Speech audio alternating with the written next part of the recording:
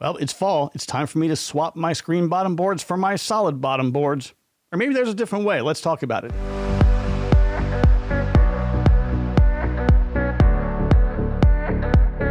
Hey everybody, good morning, and this is day 9 of the beekeeping tip of the day. So for my first probably 2 years of beekeeping, I had solid bottom boards. I didn't know anything about the screen bottom boards, and I was just happily going about my beekeeping way. But I noticed I did have a lot of bearding in the summertime, and I thought, well, is there a better way? And I started doing some research, and I came across the screened bottom board. Screen bottom boards are really great for ventilation. They allow, a lot of air to come up from underneath.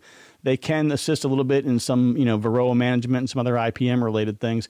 But really for me, at least in my opinion, it's all about that ventilation. Well, what I used to do is every spring around May, June timeframe, I would go ahead and take everything apart, take my solid board away, put my screened bottom board back down, put everything back together, and I would leave it that way until September, where I would then repeat the whole process. But there's actually a better way to do this. Now, if you look right here, you'll see this is a screened bottom board, and it's really dirty and funky. I apologize, but it's all that I had on hand. Now, you'll see that there are these rails on the sides. The rails are designed to receive an IPM board.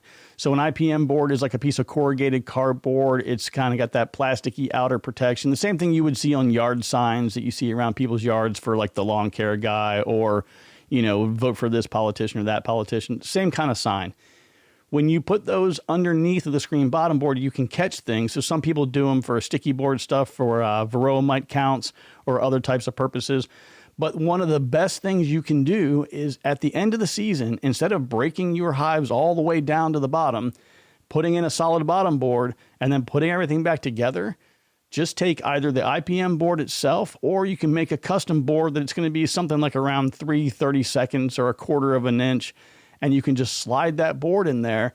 That completely covers up the screened portion of the screened bottom board, and you're good to go for the winter. Now, I screwed up one year. My winters are pretty mild, but one year I completely forgot to do anything. I left the screen wide open all winter long. I was absolutely certain the bees were going to die, and they did not. But please don't do what I did. That's not the way to do it. One thing I was really worried about, again, when I first started doing this, I just didn't understand all the dynamics involved. And I thought, if I don't have that area where the screen bottom board is and I slide the IPM board in, if it's not completely sealed and there's too much airflow, the bees are going to get cold. Absolutely not. Yes, there's going to be a little bit of a gap. There's going to be a little bit of a draft, but the little bit of air that comes in is not going to harm, damage, or hurt anything at all. Like I've said before, having a little bit of that cool air coming in will help to negate some of the condensation.